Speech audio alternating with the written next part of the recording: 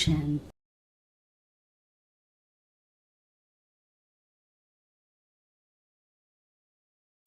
ബാബ്ദാദയുടെ അമൂല്യമായ മഹാവാക്യങ്ങൾ ഓരോ ദിവസവും കേൾക്കുന്നുണ്ട്. ബാബ നമുക്ക് കുട്ടികൾക്ക് ഈ മഹാവാക്യങ്ങൾ കേൾപ്പിച്ചുകൊണ്ട് നമ്മുടെ സ്ഥിതിയെ പരിപക്വമാക്കി മാറ്റിക്കൊണ്ടിരിക്കുകയാണ്. കാരണം അന്തിമ സമയത്തിലെ ടെസ്റ്റ് പേപ്പറുകൾ, അതിൽ പാസ്സാകുന്നതിന് വേണ്ടിയിട്ടുള്ള അഭ്യാസം, ഇതാണ് അശരീരി സ്ഥിതി. പക്ഷേ ആ ഒരു അഭ്യാസം എന്ന് പറയുന്നത് സെക്കൻഡിൽ ഉണ്ടാകണം. ഒരു സെക്കൻഡിൽ നമുക്ക് സഹജമായി ദേഹത്തിന്റെ ബോധത്തിൽ നിന്നും വേറിട്ട് അങ്ങനെ നമുക്ക് വേറിട്ടവരായി മാറണം. അതിനുവേണ്ടി ബാബ നമുക്ക് കുട്ടികൾക്ക് പല പ്രകാരത്തിലുള്ള ഡ്രില്ല് ചെയ്യിപ്പിക്കുന്നുണ്ട്.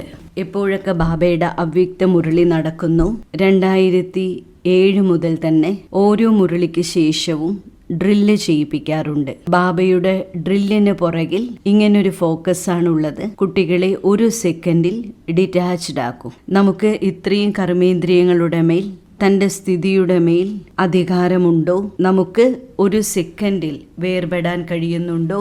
ഈ അശരീരി സ്ഥിതി മനസ്സിലാക്കുന്നതിന് വേണ്ടി നല്ല രീതിയിൽ സൈലൻസിൻ്റെ പരിഭാഷ മനസ്സിലാക്കേണ്ടതായിട്ടുണ്ട്. തീർച്ചയായും സൈലൻസിൻ്റെ വളരെയധികം സ്റ്റേജസ് എന്തൊക്കെയാണ്? അതിലെ ആദ്യത്തെ സ്റ്റേജാണ് സൈലൻസ്. രണ്ടാമത്തെ സ്റ്റേജാണ്, അതിനെയാണ് പറയുക മധുരമായ സൈലൻസ് എന്ന്. മൂന്നാമത്തെ സ്റ്റേജാണ് നമ്മൾ പറയുന്നത് ഡീപ്പ് സൈലൻസ് എന്ന്. നാലാമത്തെ സ്റ്റേജാണ്, അതാണ് ഡെഡ് സൈലൻസ്. അശരീരി സ്ഥിതിയുടെ അഭ്യാസം ഈ സൈലൻസിൻ്റെ വിഭിന്നമായിട്ടുള്ള സ്റ്റേജസ് ആകുന്നു. അതിൻ്റെ ആധാരത്തിൽ നമുക്ക് നമ്മുടെ ജീവിതത്തിലെ ഡെവലപ്മെൻ്റ് ഉണ്ടാക്കിയെടുക്കാൻ പറ്റും. എപ്പോഴും പറയാറില്ലേ, സൈലൻസിലിരിക്കൂ. ഇത് ആദ്യത്തെ സ്റ്റേജാണ്. ആ സമയത്ത്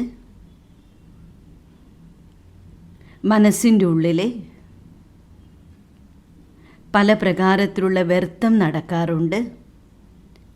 സാധാരണപ്പെട്ട സങ്കല്പങ്ങൾ നടക്കും. ആ വ്യർത്ഥത്തെയും സാധാരണ സങ്കല്പങ്ങളെയും അതിനെ നമുക്ക് സ്വയം പരിവർത്തനം ചെയ്യാൻ പറ്റണം.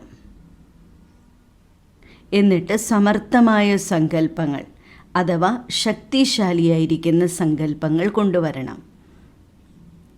കാരണം സൈലൻസ് എന്ന് വെച്ചാൽ മനസ്സിനെ ഒരിക്കലും നമുക്ക് നിൽ അവസ്ഥയിലേക്ക് കൊണ്ടുവരാൻ പറ്റില്ല, അതായത് ശൂന്യ അവസ്ഥയിലേക്ക്. കാരണം മനസ്സൊരിക്കലും ശൂന്യമായിരിക്കുന്നില്ല. ഇനി നമ്മൾ നമ്മുടെ മനസ്സിലെ ചിന്തകളെ അടിച്ചമർത്താൻ ശ്രമിച്ചാൽ പോലും മനസ്സൊരിക്കലും തൻ്റെ ശൂന്യമായ അവസ്ഥയിലേക്ക് പോകുന്നില്ല. ഇനി അതും അങ്ങനൊരു ശൂന്യമായിട്ടുള്ളൊരവസ്ഥ അടിച്ചമർത്തിയിട്ടുണ്ടാക്കിയാലും അത് കുറച്ച് നേരത്തേക്ക് വേണ്ടി മാത്രമാണ്. ബാബ പലപ്പോഴും മുരളിയിൽ പറഞ്ഞിട്ടുണ്ട്, വ്യർത്ഥ സങ്കല്പങ്ങളിൽ നിന്ന് നമ്മൾ എത്രത്തോളം ഫ്രീ ആണ്. ഇപ്പോഴും വ്യർത്ഥം നടക്കണില്ലേ? എന്താണോ വ്യർത്ഥമായ സങ്കല്പങ്ങൾ, സാധാരണപ്പെട്ട സങ്കല്പങ്ങൾ, അതിനെ പരിവർത്തനം ചെയ്യണം. അതിനെ പരിവർത്തനപ്പെടുത്തിക്കൊണ്ട് അതിനെ ശ്രേഷ്ഠമാക്കണം, ശക്തിശാലിയാക്കണം, സമർത്ഥതയിലേക്ക് കൊണ്ടുപോകണം. എത്രത്തോളം നമ്മുടെ മനസ്സിന് ശ്രേഷ്ഠമായിട്ടുള്ള ദിശ കൊടുക്കുന്നുവോ അപ്പോൾ നാച്ചുറലായിട്ട് ആ സങ്കല്പത്തിൻ്റെ ഗതി വളരെയധികം ശക്തിശാലിയായിരിക്കും. എത്രത്തോളം നെഗറ്റീവ് സങ്കല്പങ്ങളിലേക്ക് നമ്മുടെ ചിന്തകൾ ഫാസ്റ്റ് ആകുന്നുവോ, ഒരു സെക്കൻഡിൽ തന്നെ കണ്ടില്ലേ എത്ര ചിന്തകളാണ്. വ്യർത്ഥമായ സങ്കല്പങ്ങളുടെ ഗതിയും വളരെ സ്പീഡാണ്. അതേപോലെ തന്നെ നമുക്ക് നമ്മുടെ മനസ്സിനെ ശ്രേഷ്ഠമായ രീതിയിലേക്ക് മോൾഡ് ചെയ്യണം. എത്രത്തോളം മനസ്സിലെ ചിന്തകൾ വളരെ സ്ലോ ആയിട്ടുള്ള തരംഗങ്ങളാകുന്നുവോ അത്രത്തോളം ശക്തിശാലിയാകും. അതുകൊണ്ട് ശക്തിശാലിയാക്കി മാറ്റണം. ഇനി എത്രത്തോളം ശക്തിശാലിയായിട്ടുള്ള സങ്കല്പങ്ങളാണോ ആ സങ്കല്പങ്ങൾ വളരെ സ്ലോ ആകുമ്പോൾ നമുക്ക് ഏതെങ്കിലും ഒരു സ്ഥിതിയിലിരിക്കാൻ സാധിക്കും. അപ്പോൾ നമുക്ക് സ്ഥിതിയുടെ അനുഭവം ചെയ്യുന്നത് എളുപ്പമാകും. രണ്ടാമത്തെ സ്ഥിതിയാണ് ആത്മാഭിമാനി സ്ഥിതിയിലിരിക്കണം. സൈലൻസ് എന്ന് പറഞ്ഞാൽ എന്താണ്? സ്വയം അന്തർമുഖിയാകണം. ബാഹിർമുഖതയിൽ നിന്ന് നമ്മൾ നമ്മുടെ മനസ്സിൻ്റെ ആഴങ്ങളിലേക്ക് പോകണം. എന്നിട്ട് ആത്മാഭിമാനി സ്ഥിതിയിലിരിക്കണം. അതിനർത്ഥം ഇതാണ്, തൻ്റെ ദേഹത്തിൻ്റെ ബോധം ഭാരത്തിൽ നിന്നും ഡിറ്റാച്ച്ഡ് ആകണം. ആത്മാഭിമാനി സ്ഥിതിയിലിരിക്കുക അർത്ഥം ആത്മാവിലെ എന്താണോ 7 ഗുണങ്ങൾ, ആ 7 ഗുണങ്ങളുടെ സ്വരൂപമാവുക. ഓരോരോ ഗുണങ്ങളുടെയും അനുഭൂതിയിലേക്ക് പോകണം. അതുകൊണ്ടാണ് ബാബ എപ്പോഴും പറയാറുള്ളത്, അശരീരി സ്ഥിതി എന്ന് പറയുന്നത് ഫൈനൽ സ്റ്റേജാണ്. പക്ഷെ തുടക്കത്തിലുള്ള സ്റ്റേജ് എന്ന് പറയുന്നത് ആത്മാഭിമാനി സ്ഥിതിയുടെ അഭ്യാസമാണ്. ഏതുവരയ്ക്ക് ആത്മാഭിമാനി സ്ഥിതിയുടെ അഭ്യാസം ചെയ്യുന്നില്ലയോ അതുവരയ്ക്കും അശരീരിയായി മാറുക എന്നുള്ളത് ബുദ്ധിമുട്ടായിരിക്കും. കാരണം ഇടയ്ക്കിടയ്ക്ക് ദേഹബോധം നമ്മളെ ആകർഷിച്ചുകൊണ്ടേയിരിക്കും, നമ്മളെ പുറകിലേക്കാക്കും. കാരണം നമ്മുടേത് കർമ്മയോഗി ജീവിതമാണ്. ഈ കർമ്മയോഗി ജീവിതമായത് കാരണം കർമ്മത്തെ ഉപേക്ഷിക്കാൻ പറ്റില്ല. അവസാന സമയം വരയ്ക്ക് നമുക്ക് കർമ്മം ചെയ്യണം. ബ്രഹ്മബാബയും അങ്ങനെയാണല്ലോ, അന്തിമ നിമിഷം വരയ്ക്കും കർമ്മം ചെയ്തു, ഒരു സേവയും വിട്ടില്ല. അതുകൊണ്ട് നമുക്കും ഒരു സേവയും വിടാൻ പറ്റില്ല, കർമ്മത്തെയും വിടാൻ പറ്റില്ല. പക്ഷേ നമുക്ക് ഓരോ കർമ്മം ചെയ്തുകൊണ്ടും ഈ അഭ്യാസം ഉണ്ടാകണം. അതിനാൽ ഇടയ്ക്കിടയ്ക്ക് നമുക്ക് ആത്മാഭിമാനി സ്ഥിതിയിലിരുന്നു കൊണ്ട് കർമ്മം ചെയ്യണം, യോഗവും ചെയ്യണം. യോഗം ചെയ്യുന്ന സമയത്ത് ആത്മാഭിമാനി സ്ഥിതിയിലിരുന്ന് യോഗം ചെയ്യുകയും പിന്നീട് കർമ്മം ചെയ്തുകൊണ്ടിരിക്കുമ്പോഴും ആ ആത്മാഭിമാനി സ്ഥിതിയുടെ എഫക്റ്റോടുകൂടെ തന്നെ കർമ്മം ചെയ്യണം. എന്തുകൊണ്ടെന്നാൽ ആത്മാഭിമാനി സ്ഥിതിയിലെ 7 ഗുണങ്ങളുടെയും സ്വരൂപമുണ്ടാകും. അതിനർത്ഥം ഇതാണ്, നമ്മൾ യോഗം ചെയ്യുമ്പോൾ എത്രത്തോളം ആത്മാഭിമാനി സ്ഥിതിയിലിരിക്കുന്നുവോ അതിൽ ഉണ്ടാകുന്ന 7 ഗുണങ്ങളുടെ രസം നമ്മൾ ദേഹി അഭിമാനിയായിട്ടിരുന്ന് കർമ്മം ചെയ്യുമ്പോൾ ആ എനർജിയുടെ ഫ്ലോ കർമ്മത്തിൽ ഉണ്ടാകണം. എങ്ങനെയാണ് ലോകത്തിൽ പോലും ദേഹാഭിമാനം ഉണ്ടാകും. എന്താണ് ഈ ദേഹാഭിമാനം എന്ന് വെച്ചാൽ, എവിടെയാണ് വികാരങ്ങളുടെ ഊർജമുള്ളത്? നെഗറ്റീവായ ചിന്തകളുടെ എനർജി വളരെയധികം ഓരോ കർമ്മത്തിലും ഉണ്ടായിരിക്കും. വളരെ വികാരങ്ങളുടെ പ്രസരണം എന്ന് പറയുന്നത് ഇത് നമ്മുടെ ശരീരത്തിലെ ഇന്ദ്രിയങ്ങളെ പോലും ആ ഒരു നകാരാത്മകമായ ചിന്താഗതിയിലേക്ക് കൊണ്ടുപോകും. എന്നാൽ ചില വ്യക്തികളെ നമ്മൾ കണ്ടിട്ടുണ്ടാകും, വളരെ ശാന്തചിത്തരായിരിക്കും, വളരെയധികം ഗൗരവക്കാരായിരിക്കും. ഇനി അവർ സംസാരിക്കുകയാണെങ്കിൽ പോലും വളരെ മധുരമായ രീതിയിലേ സംസാരിക്കുള്ളൂ. അപ്പോൾ എന്താണ് പറയുക? അവർ ദേവതയെ പോലെയാണ്. കാരണം ദേവീ ദേവതകൾ നാച്ചുറലായിട്ട് ദേഹി അഭിമാനി സ്ഥിതിയിലാണ്. നാച്ചുറലായിട്ടുള്ള ആത്മാഭിമാനി സ്ഥിതികളാണ്. അവർക്ക് ജ്ഞാനമില്ല. അതിനർത്ഥം അവരുടെ ഉള്ളിൽ നിന്ന് നാച്ചുറലായിട്ടുള്ള ഗുണങ്ങൾ ഓരോ കർമ്മത്തിലും പ്രവഹിക്കുന്നു. അവരെയാണ് പറയുക ദേഹി അഭിമാനി സ്ഥിതിയെന്ന്. ഈ പ്രകാരത്തിലെ ആത്മാവിലെ 7 ഗുണങ്ങൾ, അത് ആത്മാവിൻ്റെ എസൻസ് നമ്മളിൽ നിന്ന് പ്രവഹിക്കണം. എങ്ങനെയാണോ നമ്മൾ കേട്ടിട്ടില്ലേ നിറങ്ങൾ, ലോകത്തിൽ തന്നെ നമ്മൾ കേട്ടിട്ടില്ലേ മുഖ്യമായ നിറങ്ങൾ ഏതൊക്കെയാണെന്നാണ് പറയുന്നത്? 3 നിറങ്ങളാണ്. Red, blue, green. ഇങ്ങനെ ഈ 3 നിറങ്ങളെ മിക്സ് ചെയ്തുകൊണ്ട് ഇന്ന് 200-ലധികം കളറുകളാണുള്ളത് അല്ലേ? ശരിക്കും പറഞ്ഞാൽ ആകെ 3 നിറങ്ങളാണ് ഒറിജിനലായിട്ടുള്ളത്. പക്ഷേ ആ ഒരു നിറങ്ങളെ കുറച്ചിട്ടും കൂട്ടിയിട്ടും എത്രത്തോളം കലർത്തുന്നുവോ അതിലൂടെ 200-ലധികം കളറുകളാണ് ഉണ്ടായത്. ഇതേപോലെ തന്നെ നമ്മുടെ ഒറിജിനൽ ഗുണങ്ങൾ 7 ഗുണങ്ങളാണ്. എന്നാൽ ഈ ഗുണങ്ങൾ എത്രത്തോളം കൂടിയും കുറച്ചും പരസ്പരം മിക്സ് ആകുന്നുവോ അപ്പം ശരിക്കും 36 പ്രകാരത്തിലുള്ള ഗുണങ്ങൾ ഉണ്ടാവുകയാണ്. അതുകൊണ്ടാണ് ബാബ എപ്പോഴും തന്നെ കുട്ടികളോട് പറയാറുള്ളത്, കുട്ടികളെ സ്വധർമ്മത്തിലിരിക്കൂ. അതിനർത്ഥം 7 ഗുണങ്ങളാൽ സമ്പന്നമാകും. അപ്പോൾ സ്വർഗത്തിലേക്ക് പോയി കഴിഞ്ഞാൽ ഓരോരോ ഗുണങ്ങളുടെ മേൽ നിങ്ങൾക്ക് പ്രയത്നിക്കേണ്ടതായിട്ട് വരില്ല. ഇന്നെനിക്ക് സഹനശീലത ധാരണ ചെയ്യണം, എനിക്ക് മധുരത ധാരണ ചെയ്യണം, വിനയം ധാരണ ചെയ്യണം, അങ്ങനെയല്ല. ഈ 7 ഗുണങ്ങൾ നമ്മുടെ ഉള്ളിൽ മിക്സ് ആകുമ്പോൾ ഇത് 36 പ്രകാരത്തിലുള്ള ഗുണങ്ങളായി മാറും. അതുകൊണ്ട് സ്വർഗത്തിലേക്ക് പോകണമെങ്കിൽ അവിടെ നമുക്ക് സർവ്വഗുണ സമ്പന്നരായി മാറും. അത് നാച്ചുറലായിട്ട് ആ സർവ്വഗുണങ്ങൾ നമ്മളിലേക്ക് വന്നിരിക്കുകയാണ്.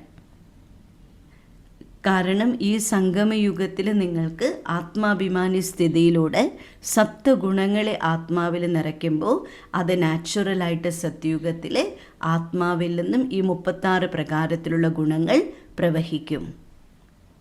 അവിടെ സത്യയുഗത്തിൽ ആത്മജ്ഞാനമില്ല. അതിനാൽ നമുക്കേവർക്കും ഈ 7 ഗുണങ്ങളുടെ ധാരണ ചെയ്യുക, അല്ലെങ്കിൽ അതിനെ സമ്പന്നമാക്കുക എന്നുള്ളതാണ് മെയിനായിട്ടുള്ള പുരുഷാർത്ഥം. ഇതാണ് അശരീരിയായി മാറുന്നതിന് വേണ്ടിയിട്ട്. ഇത് നമ്മുടെ ആദ്യത്തെ ചുവടാണ്. ആത്മാഭിമാനി സ്ഥിതിയിൽ ഈ സ്വരൂപത്തിലിരുന്നാൽ മതി. ഇതിനെയാണ് പറയുന്നത് സൈലൻസ്. അതായത് ബാഹ്യമായിട്ടുള്ള എല്ലാ കർമ്മേന്ദ്രിയങ്ങളെയും ഉൾവലിച്ച് അന്തർമുഖിയാവുക. എന്നിട്ട് നമ്മുടെ മനസ്സിൻ്റെ ആഴങ്ങളിലേക്ക് പോകണം. എന്നിട്ട് നമുക്ക് ആ ആനന്ദത്തിൻ്റെ അനുഭൂതി ചെയ്യണം.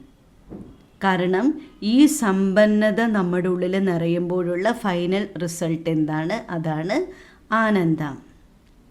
അപ്പോഴാണ് നമുക്ക് യോഗം ചെയ്യാനിരിക്കുമ്പോൾ അതീന്ദ്രിയ സുഖത്തിൻ്റെ അല്ലെങ്കിൽ ആനന്ദത്തിൻ്റെ അനുഭവം ഉണ്ടാകുന്നത്. ബാഹ്യമായിട്ടുള്ള ഒന്നും തന്നെ നമ്മുടെ മനസ്സിനെ ചഞ്ചലപ്പെടുത്താതിരിക്കുക, അതാണ് സൈലൻസ്. രണ്ടാമത്തെ പറയുന്നത് സ്വീറ്റ് സൈലൻസ് എന്ന്. എന്താണ് സ്വീറ്റ് സൈലൻസ് എന്ന് വെച്ചാൽ എന്താകുന്നു? കാരണം സൈലൻസിൻ്റെ ഉള്ളിൽ വളരെയധികം സുഖമുണ്ട്, സന്തോഷമുണ്ട്. പക്ഷെ അതെങ്ങനെ കിട്ടും?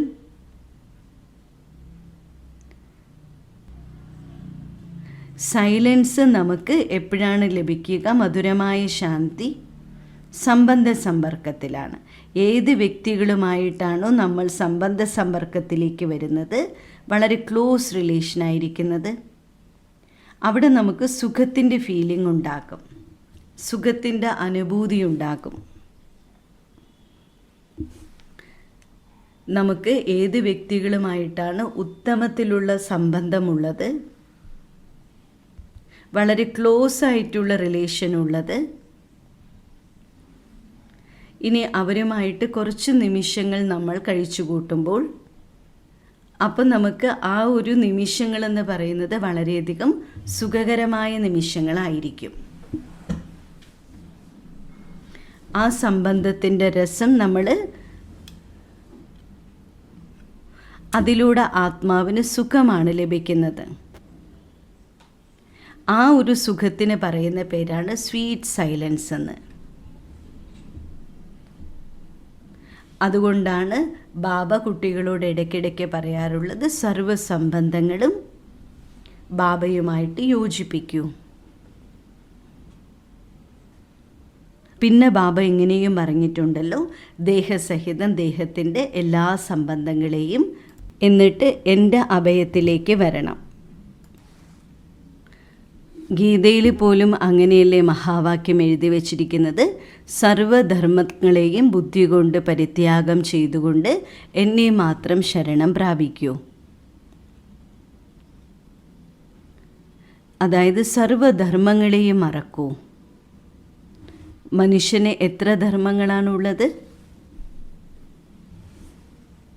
ഒന്നാലോചിച്ച് നോക്കൂ. ഗീതാജ്ഞാനം നൽകിയിരിക്കുന്നത് 5000 വർഷങ്ങൾക്ക് മുൻപാണ്.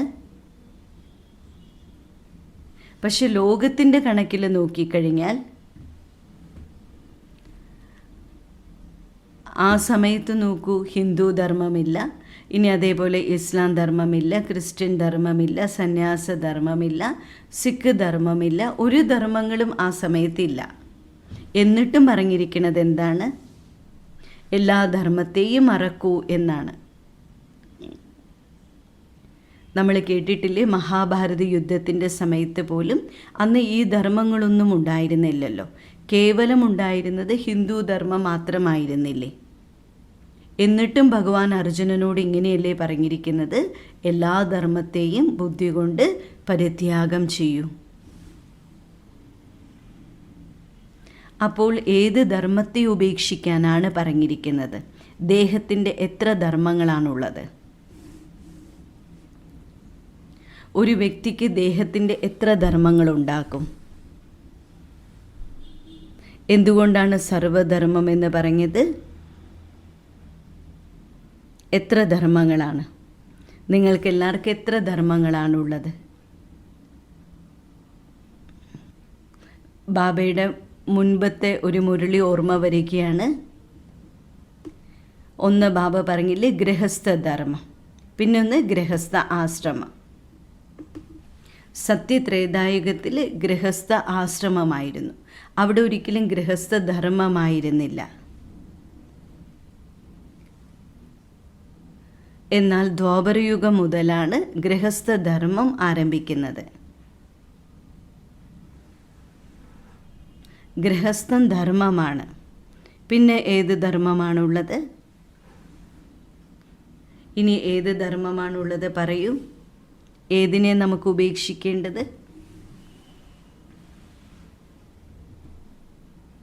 പിന്നെ പതിധർമ്മം, പത്നിധർമ്മം. അതുകൊണ്ടല്ലേ ധർമ്മപത്നി എന്ന് പറയുന്നത്. ധർമ്മപതി എന്നൊക്കെയല്ലേ പറയാറുള്ളത്. പതിധർമ്മം, പുത്രധർമ്മം, പിതാധർമ്മം. അപ്പോൾ നോക്കൂ, എത്ര ധർമ്മങ്ങളായി ഇപ്പോൾ അല്ലേ? ഇതൊക്കെയല്ലേ നമ്മുടെ ധർമ്മങ്ങൾ. നമ്മളെപ്പോഴും പതിധർമ്മം നിർവഹിക്കാൻ ആരംഭിക്കുമ്പോൾ അവിടെ പരമാത്മാധർമ്മം എന്താവുകയാണ്? സൈഡാവും. അപ്പോൾ അത് സെക്കൻഡ് നമ്പറിലേക്ക് വന്നു. ആദ്യം നടക്കുന്നത് ഗൃഹസ്ഥധർമ്മം, പിന്നെ പതിധർമ്മം. പക്ഷേ പരമാത്മാവുമായിട്ട് നമുക്ക് എന്ത് ധർമ്മമാണോ ഉള്ളത്, അത് സെക്കൻഡ് നമ്പറിലേക്ക് പോകും.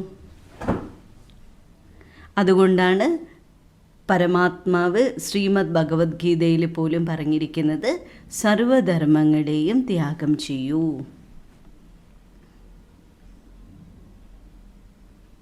നിൻ്റെ എന്തൊക്കെ സർവധർമ്മങ്ങളുണ്ടോ അതൊക്കെയാണ് നിന്നെ ആകർഷിക്കുന്നത്. അത് ആകെ കൂടി ഇപ്പം നിനക്ക് ഒരേ ഒരു ധർമ്മം മാത്രമേ ഉള്ളൂ, അതാണ് ഈശ്വരീയ ധർമ്മം.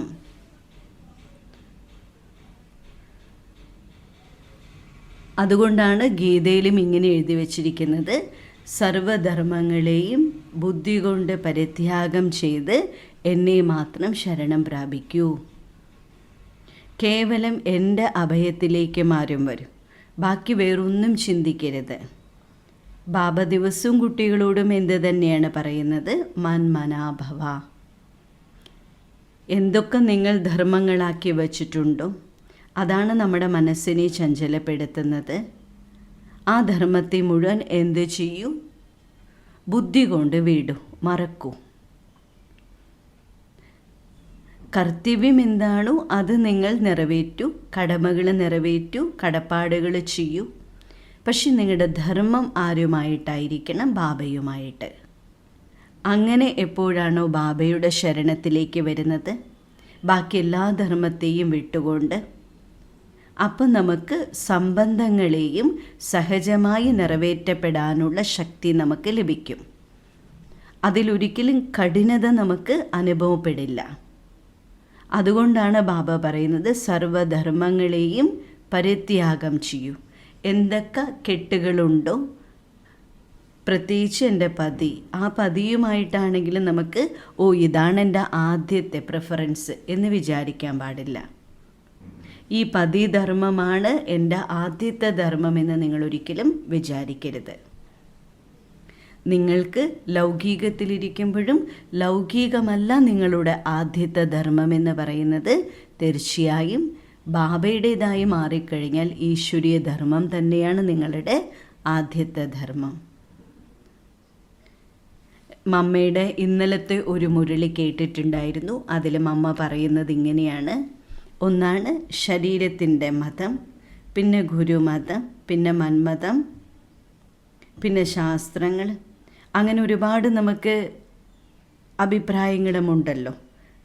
ഇതിനെയൊക്കെയാണ് നമ്മൾ ആദ്യത്തെ നമ്മുടെ ധർമ്മങ്ങളാണെന്ന് വിചാരിച്ചു കഴിഞ്ഞാൽ മനസ്സും ബുദ്ധിയും നമ്മുടെ അലയുക മാത്രമേ ചെയ്യുള്ളൂ.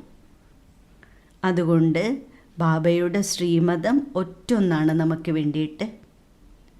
ആ ശ്രീമതത്തെ തന്നെയാണ് നമ്മൾ പോകേണ്ടത്. ആ ഒരു റെയിലിലൂടെ തന്നെയായിരിക്കണം നമ്മുടെ ജീവിതം പോയിക്കൊണ്ടിരിക്കേണ്ടത്. ഇതിലൂടെ സർവ്വസംബന്ധങ്ങളും നമുക്ക് ബാബയുമായിട്ട് യോജിപ്പിക്കാൻ കഴിയും. സർവ്വസംബന്ധങ്ങളും ബാബയുമായിട്ട് വയ്ക്കുന്നതിലൂടെ എന്താണ് ഉണ്ടാവുക? സർവധർമ്മങ്ങളും ബാബയുമായിട്ട് വയ്ക്കുമ്പോൾ അപ്പം നമുക്ക് മധുരമായ ശാന്തി അനുഭവം ചെയ്യുക എന്നുള്ളത് എളുപ്പമാകും. ലോകത്തിലെ തന്നെ ബാബ നമുക്ക് ഉദാഹരണമായിട്ട് 2 വ്യക്തികളെക്കുറിച്ച് പറയില്ലേ, സാജൻ, സജിനി. ഈ 2 വ്യക്തികൾ പോലും അവർ ചിലപ്പോൾ താമസിക്കുന്നതോ അല്ലെങ്കിൽ കൂടെ ഇരിക്കുന്നതോ വളരെ കുറച്ച് സമയത്തേക്ക് മാത്രമായിരിക്കും. ചിലപ്പോൾ സംസാരിക്കുക പോലും ചെയ്യുന്നുണ്ടാവില്ല. പക്ഷേ ആ ഒരു കൂട്ടിൻ്റെ അനുഭവം തന്നെ അവർക്ക് വളരെ സുഖകരമായ അനുഭൂതിയായിരിക്കും. ഇതേപോലെ ഇടയ്ക്കിടയ്ക്ക് ബാബയുടെ അടുത്ത് പോയിട്ട് ഇരിക്കൂ. അതും അശരീരിയായിട്ട് ബാബയുടെ അടുക്കൽ പോയിട്ടിരിക്കണം. അതും ആ സമയത്ത് ഒരു സംസാരവും തന്നെയില്ല, വളരെ സൈലൻ്റായി. കാരണം ആ ഒരു സൈലൻസിലെ വളരെ സുഖകരമായിട്ടുള്ളൊരു ഫീലിംഗ് ആണ് ഉള്ളത്. പ്രാപ്തികളുണ്ടാകും, സമ്പന്നതയുണ്ടാകും, നിറവുണ്ടായിരിക്കും. അങ്ങനെയല്ലേ? അതിനെ ബാബയുടെ കൂട്ടെന്ന് പറയാം, സാമീപ്യമെന്ന് പറയാം. അത് ഓരോ പ്രകാരത്തിൽ നിന്നും നമ്മളെ പുറമേയുള്ള കാര്യങ്ങളിൽ നിന്നും സേഫായിരിക്കും. അപ്പോൾ മറ്റുള്ള ധർമ്മങ്ങളെ നിറവേറ്റുന്നതിലെ താഴേക്കും മേലേക്കും ആയാൽ പോലും ബാബ ചെയ്യിപ്പിച്ചോളും. ബാബ തീർച്ചയായിട്ടും ഇന്ദ്രജാലത്തിൻ്റെ പണി ചെയ്യും. പലപ്പോഴും നമുക്ക് തന്നെ അനുഭവം ഉണ്ടാകില്ലേ, എന്തോ ഒരു മിസ്അണ്ടർസ്റ്റാൻഡിങ് ഉണ്ടായിരുന്നു, പക്ഷേ ബാബ തക്ക സമയത്ത് വന്ന് എന്നെ സഹായിച്ചു. അതിനാൽ എപ്പോഴും തന്നെ ജീവിതത്തിൽ പ്രിഫറൻസ് ആദ്യം തന്നെ നമ്മൾ കൊടുക്കേണ്ടത് ബാബയ്ക്കായിരിക്കണം. ബാക്കിയെല്ലാം തന്നെ സെക്കൻഡറി ആകണം. അപ്പോൾ എല്ലാ കാര്യങ്ങളും താനേ നടന്നോളും. ഇനി നിങ്ങൾ ചിലപ്പോൾ മറന്നുപോയിരിക്കുന്ന കാര്യമാണെങ്കിൽ പോലും ബാബ അതിനെ ശരിയാക്കും, പൂർത്തീകരിക്കും. എനിക്ക് ഓർമ്മ വരികയാണ്, ദാദിജിയുടെ ഒരു ആക്സിഡൻറ്റ്. നമ്മുടെ ദാദി പ്രകാശ് മണിജി ഒരു സ്ഥലത്തേക്ക് പോയിക്കൊണ്ടിരിക്കുകയായിരുന്നു. ദാദിയുടെ വണ്ടി ഇവിടെ നിന്ന് പുറപ്പെട്ടു. മേസാനയ്ക്ക് മുമ്പായിട്ട് വണ്ടി കേടായി. ആ സമയത്ത് വേറെ വണ്ടിയൊന്നും ഉണ്ടായിരുന്നില്ല. വണ്ടി ഇത്രയും വളരെയധികം കേടുവന്നു, വണ്ടി മുന്നോട്ടേ പോകുന്നില്ല. ദാദിക്കാണെങ്കിൽ ഫ്ലൈറ്റിൽ പോവുകയും വേണം, ഫ്ലൈറ്റ് മിസ്സാകാനും പാടില്ല. ആ സമയത്ത് ദാദി പറഞ്ഞു, മേസാന വരയ്ക്കെങ്കിലും എത്തിയാൽ വളരെ നല്ലതായിരുന്നു, മേസാനയിൽ നിന്ന് ഏതെങ്കിലും വണ്ടി പിടിച്ചിട്ടെങ്കിലും ഫ്ലൈറ്റിൽ പോവാമായിരുന്നു. ആ സമയത്ത് ബാബയുടെ യജ്ഞത്തിൽ അങ്ങനെ വണ്ടികളും ഉണ്ടായിരുന്നില്ല, വളരെ കുറവായിരുന്നു. അങ്ങനെ ഇരിക്കുമ്പോഴാണ് ഹൈവേയിലാണ് വണ്ടി നിൽക്കുന്നുണ്ടായിരുന്നത്, കേട് വന്നിട്ട്. വേഗം തന്നെ ഡ്രൈവറായിരിക്കുന്ന സഹോദരൻ ഇറങ്ങിയിട്ട് ഒരു വണ്ടിക്ക് കൈ കാണിച്ചു, ഞങ്ങൾ എങ്ങനെയെങ്കിലും മേസാന വരയ്ക്ക് എത്തിക്കണം, എന്നിട്ട് അവിടെ നിന്ന് ഞങ്ങൾക്ക് ഫ്ലൈറ്റ് ഉണ്ട്, ഞങ്ങൾക്ക് ഫ്ലൈറ്റിൽ പോകാൻ വേണ്ടിയിട്ടാണ്.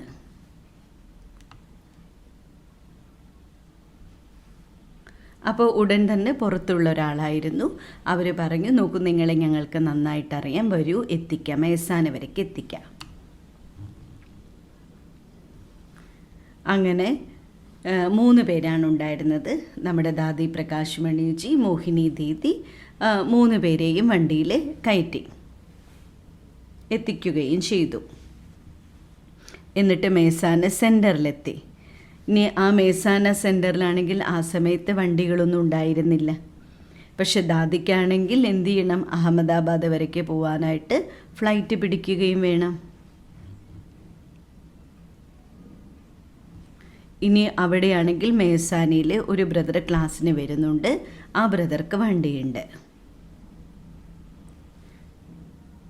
ഉടൻ തന്നെ എന്ത് ചെയ്തു, ബെഹൻജി ആ ബ്രദർക്ക് ഫോൺ ചെയ്തിട്ട് പറഞ്ഞു. അപ്പോൾ ഉടൻ തന്നെ ആ ബ്രദർ പറഞ്ഞ മറുപടി ഇതാണ്, അയ്യോ ഞാൻ സ്ഥലത്തില്ല, ഞാൻ ഔട്ട് ഓഫ് സ്റ്റേഷനാണ്. അപ്പോൾ വീണ്ടും രണ്ടാമത്തെ ഒരു ബ്രദറെ ഓർമ്മ വന്നു, ആ ബ്രദർക്കും വണ്ടി ഉണ്ടായിരുന്നു. ആ ബ്രദറെയും വിളിച്ചു ചോദിച്ചു. അപ്പോൾ ആ ബ്രദറും പറഞ്ഞ മറുപടി ഇതാണ്, അയ്യോ ഞാൻ കോടതിയിലാണല്ലോ, എനിക്കൊരു കേസ് ഉണ്ടായിരുന്നു, ആ കേസിൻ്റെ വിചാരണയ്ക്കായിട്ട് വന്നതാണ്, അതുകൊണ്ട് എനിക്ക് തീർച്ചയായിട്ടും കേസ് നടക്കുന്ന സ്ഥലത്തേക്ക് എനിക്ക് പോയേ പറ്റുള്ളൂ, നിർബന്ധമാണത്. പോയിട്ടില്ലെങ്കിൽ തീർച്ചയായിട്ടും കേസിൽ തോറ്റുപോകും. പക്ഷേ ഫോൺ വെച്ചതിന് ശേഷം വീണ്ടും അദ്ദേഹം ചിന്തിക്കാൻ ആരംഭിച്ചു. തോറ്റുപോയെങ്കിൽ തോറ്റു പോകട്ടെ, പക്ഷെ ദാദീനെ തീർച്ചയായിട്ടും എയർപോർട്ടിൽ എത്തിക്കാം. അഥവാ തോറ്റു പോവുകയാണെങ്കിൽ ആ വ്യക്തിക്ക് ഒരുപാട് നഷ്ടങ്ങൾ ഉണ്ടാകുന്ന ഒരു കേസായിരുന്നു അത്. അപ്പോഴെല്ലാം അദ്ദേഹം ചിന്തിച്ചത് ഇതാണ്, ദാദീനെ എത്തിക്കുക എന്നുള്ളതല്ലേ മുഖ്യമായ കാര്യം, വേറൊരാളെ ഏൽപ്പിക്കാനായിട്ട് പോലും ഇല്ല. എത്ര ആത്മാക്കളായിരിക്കും ദാദിയുടെ സേവനത്തിന് വേണ്ടി വെയിറ്റ് ചെയ്യുന്നുണ്ടാവുക. അതുകൊണ്ട് ബാബയുടെ ഈ കാര്യത്തിന് മുൻതൂക്കം കൊടുക്കാം. അപ്പോൾ ഉടൻ തന്നെ അദ്ദേഹം തിരിച്ച് ഫോൺ ചെയ്തിട്ട് ബെഹൻജിയോട് പറഞ്ഞു, ബെഹൻജി തീർച്ചയായിട്ടും ദാദീനെ എയർപോർട്ടിലേക്ക് ഞാൻ വിട്ടോളാം. അപ്പോൾ ഉടൻ തന്നെ അദ്ദേഹത്തിൻ്റെ ചെറിയ സഹോദരനെ വിളിച്ചിട്ട് പറഞ്ഞു, നോക്കൂ, നീ കോടതിയിലേക്ക് പോകണം. പക്ഷേ ആ ചെറിയ സഹോദരനെ എന്താണ് കേസ് എന്ന് പോലും അറിയില്ലായിരുന്നു. അപ്പോൾ ഈ ചെറിയ സഹോദരൻ പറഞ്ഞു, ആരെങ്കിലും എന്തെങ്കിലും ചോദിച്ചാൽ ഞാൻ എന്ത് പറയും? അപ്പോൾ അദ്ദേഹം പറഞ്ഞു കൊടുത്തു, നീ ഒന്നും പറയണ്ട, എൻ്റെ ജ്യേഷ്ഠ സഹോദരന് വരാൻ പറ്റിയില്ല, അതിൻ്റെ സ്ഥാനത്ത് ഞാൻ വെറും പ്രതിനിധിയായിട്ട് വന്നത് മാത്രമാണ്, പിന്നെ നോക്കാം. അങ്ങനെ ഈ ചെറിയ സഹോദരൻ എന്ത് ചെയ്തു, വലിയ സഹോദരൻ്റെ സ്ഥാനത്ത് പോയിട്ട് ആ കോടതിയിൽ പോയിട്ട് നിന്നു.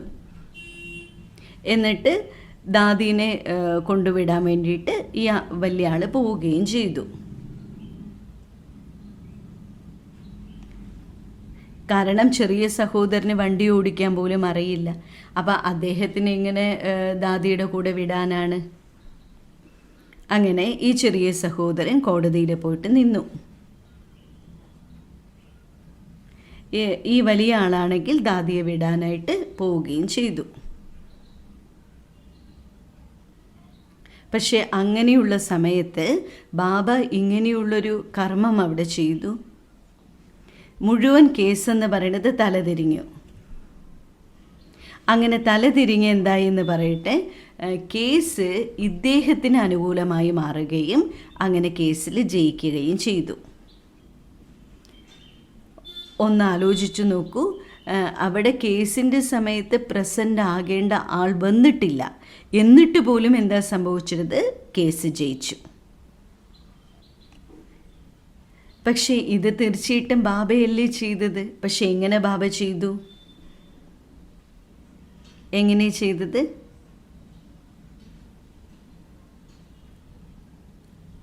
അതിനെയാണ് പറയുന്നത്, എല്ലാ ധർമ്മങ്ങളെയും ബുദ്ധി കൊണ്ട് പരിത്യജിച്ച് ബാബയുടെ കാര്യത്തിന് മാത്രം മുൻതൂക്കം കൊടുത്തു.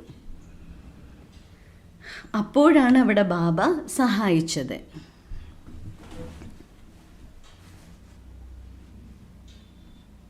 പക്ഷെ അദ്ദേഹം ഒരിക്കലും ഇങ്ങനെ പറഞ്ഞില്ലല്ലോ, എനിക്ക് തന്നെ പോയേ പറ്റുള്ളൂ, തീർച്ചയായിട്ടും പോയിട്ടില്ലെങ്കിൽ ഒരുപാട് നഷ്ടങ്ങളുണ്ടാകും, തോറ്റുപോകും എന്നെല്ലാം അദ്ദേഹത്തിന് അറിയാമായിരുന്നെങ്കിൽ പോലും അദ്ദേഹം തീരുമാനം മാറ്റുകയല്ലേ ചെയ്തത്.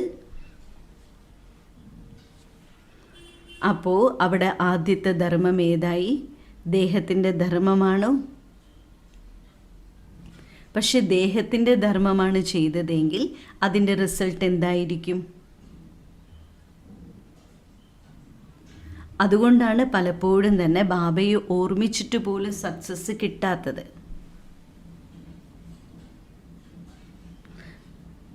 അതുകൊണ്ട് എൻ്റെ ജീവിതത്തിലെ ആദ്യത്തെ പ്രിഫറൻസ് എന്ന് പറയുന്നത് ബാബയാണോ അതോ ബാക്കിയുള്ള ധർമ്മത്തിൻ്റെ കാര്യങ്ങളാണോ? കാരണം മറ്റ് ധർമ്മങ്ങൾ ഒരിക്കലും ഗീതയിൽ കാണപ്പെട്ടിട്ടേയില്ല. ഇനി രണ്ടാമതായിട്ട് സ്വധർമ്മത്തിൻ്റെ കാര്യത്തെക്കുറിച്ച് പറയുന്നുണ്ട്.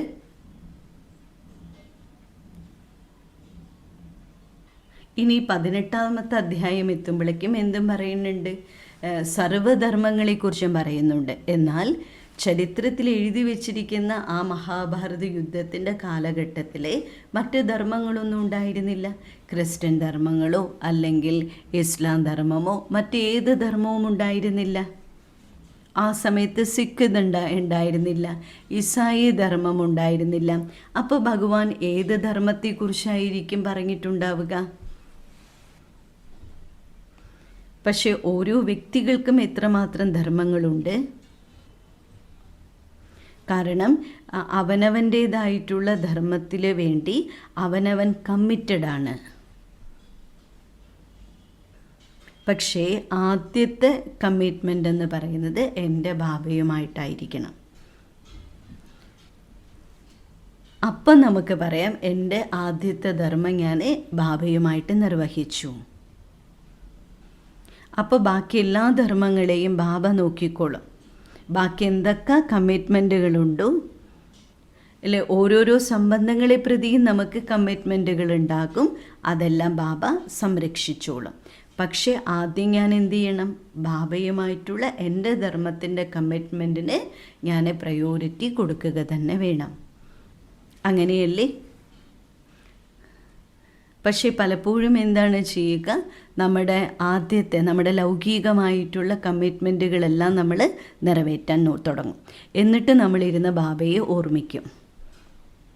എന്നിട്ട് ബാബയോട് പറയും, ബാബ നീ എന്നെ സഹായിക്കൂ എന്ന് പറയും. എന്താ സംഭവിക്കുക? സഫലത കിട്ടുമോ? നമുക്ക് സഹായം ലഭിക്കുമോ? അതുകൊണ്ടാണ് ഗീതയിൽ പോലും സഫലതയെക്കുറിച്ചിട്ടുള്ള സൂത്രം പറയുന്നത്. എല്ലാ ധർമ്മത്തെയും പരിത്യാഗം ചെയ്തുകൊണ്ട് എന്നെ മാത്രം ശരണം പ്രാപിക്കൂ. അപ്പോൾ സഫലത സഹജമായി അനുഭവം ചെയ്യാൻ പറ്റും.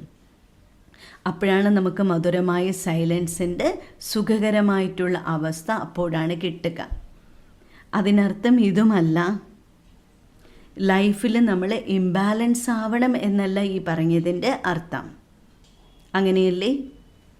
കർമ്മം എന്താണോ പരമാർത്ഥം എന്താണ്, രണ്ടിൻ്റെയും ബാലൻസ് ഉണ്ടായിരിക്കണം. വ്യവഹാരവും പരമാർത്ഥവും രണ്ടിൻ്റെയും വ്യവഹാരം അനുസരിച്ച് പോകണം. കാരണം ജീവിതത്തിൽ ബാലൻസ് വളരെയധികം ആവശ്യമാണ്. ധർമ്മത്തെ നിറവേറ്റാനും ബാലൻസ് വളരെയധികം ആവശ്യമാണ്. സർവസംബന്ധങ്ങളും ബാബയുമായിട്ടായിരിക്കണം. പക്ഷേ ബാബയുമായിട്ടുള്ള സർവ്വസംബന്ധങ്ങൾ നിറവേറ്റുമ്പോഴും ലൗകിക ലോകത്തിൽ നമുക്ക് ഏതേതൊക്കെ റിലേഷൻഷിപ്പുകളുണ്ടോ അവരുമായിട്ട് എന്തൊക്കെ കടമകളുണ്ടോ ആ കടമകൾ നമ്മൾ നിറവേറ്റുക തന്നെ വേണം. എന്നാൽ ബാബ പറഞ്ഞതിൻ്റെ അർത്ഥം ഇതെല്ലാം ഉപേക്ഷിക്കൂ, വിട്ടുകളയൂ എന്നുള്ളതല്ല, വിട്ടുകളയലല്ല. അതുകൊണ്ടല്ലേ ബാബ എപ്പോഴും തന്നെ നമുക്ക് ഉദാഹരണമായിട്ട് പറയുന്നത് താമരപുഷ്പം, രണ്ടാമത്തേതാണ് റോസാപുഷ്പം. ആദ്യം നമുക്ക് ആരാകണം? റോസാപുഷ്പവും താമരപ്പൂവും തമ്മിൽ എന്താണ് വ്യത്യാസം? എന്തുകൊണ്ടാണ് ആദ്യം താമരപുഷ്പം എന്ന് പറയുന്നത്? താമരപുഷ്പത്തിൻ്റെ കുടുംബം വളരെ വലുതാണ്. പക്ഷേ ആ കുടുംബത്തിലിരിക്കുമ്പോഴും താമരപുഷ്പം എങ്ങനെയാണ്? നിർമോഹിയാണ്. ഇനി ശ്രദ്ധിച്ചിട്ടില്ലേ നമ്മൾ? താമരപുഷ്പത്തിൻ്റെ ഇല പോലും എങ്ങനെയാണ്? വെള്ളത്തിൻ്റെ മുകളിൽ പാറി നിൽക്കുകയായിരിക്കും. അതേപോലെ തന്നെ താമരപുഷ്പത്തിലേക്ക് എന്തെങ്കിലും വെള്ളത്തുള്ളികളോ അല്ലെങ്കിൽ മറ്റെന്തെങ്കിലും വന്ന് വീണാലും അതതിൽ നിൽക്കില്ല, അത് ഉരുണ്ടു പോകുന്നതായിട്ട് കണ്ടിട്ടുണ്ട്. അതുകൊണ്ട് നമ്മളെല്ലാവരും തുടക്കത്തിൽ വരുമ്പോൾ താമരപുഷ്പത്തിന് സമാനമാണ്. അതായത് എല്ലാ ബന്ധങ്ങളും നമുക്ക് തീർച്ചയായിട്ടും ഉണ്ട്. നമുക്ക് ബാലൻസിലൂടെ പോകണം. പക്ഷേ ഒരിക്കലും തന്നെ അതിലെ യാതൊരു അഴുക്കുകളെന്ന് പറയുന്നത് നമ്മളെ ബാധിക്കാനും പാടില്ല. നമ്മൾ താമരപുഷ്പങ്ങളെ പോലെ വളരെ നിർമോഹിയുമായിരിക്കണം, എന്നാൽ അത്രയും തന്നെ സ്നേഹിയുമായിരിക്കണം. എന്നാൽ നമുക്ക് ഓരോരുത്തർക്കും താമരപുഷ്പത്തിൽ നിന്ന് മാറി മാറി ചേഞ്ച് വന്ന് നമുക്ക് റോസാപുഷ്പമായിട്ട് മാറണം. നോക്കണം, റോസാപുഷ്പത്തിൻ്റെ ആ മുള്ള് നിറയെ ഉണ്ടായിരിക്കും. അതേപോലെ റോസാപുഷ്പം വളരുന്നതിന് വേണ്ടിയിട്ട് ഇട്ടുകൊടുക്കുന്ന വളം എന്താണ്? ചാരവും പലതരത്തിലുള്ള വളം ഇട്ട് കൊടുക്കാറുണ്ട്. പക്ഷേ ആ വളത്തിൻ്റെ നടുക്കിരിക്കുമ്പോഴും അതെത്ര സൗന്ദര്യമാണ് കാണിക്കുന്നത്, പ്രദർശിപ്പിക്കുന്നത്. എപ്പോഴാണ് റോസാപുഷ്പം പൂർണ്ണമായിട്ടും വിരിയുന്നത്? എന്നിട്ട് അതിന് ശേഷം എന്താ ചെയ്യുക? അതിൻ്റെ ഇതളുകൾ താഴോട്ട് വീഴും. റോസാപുഷ്പം എങ്ങനെയാകുന്നു? മുഴുവനായും വിരിഞ്ഞതിന് ശേഷം അതിൻ്റെ ഓരോ ഇതളുകൾ കൊഴിഞ്ഞു പോകുന്നതായിട്ട് കണ്ടിട്ടുണ്ടാവും. പക്ഷെ താമരപുഷ്പത്തിൻ്റെ ഇതളുകൾ ഒരിക്കലും കൊഴിയണില്ല. താമരപുഷ്പം എങ്ങനെയാണ്? ഒരിക്കലും വേസ്റ്റ് തന്നെ എഫക്റ്റ് ചെയ്യുന്നില്ല. വേസ്റ്റിൽ നിന്ന് എപ്പോഴും തന്നെ നിർമോഹിയായിട്ടാണ് ഇരിക്കുന്നത്. ഇനി എന്തൊക്കെ താമരപ്പൂവിൻ്റെ കുടുംബത്തിലുള്ള വേസ്റ്റുകളുണ്ടോ ആ വേസ്റ്റുകൾ തന്നെ ബാധിക്കാതിരിക്കാനും സ്പർശിക്കാതിരിക്കാനും ശ്രദ്ധിക്കുന്നുണ്ട്.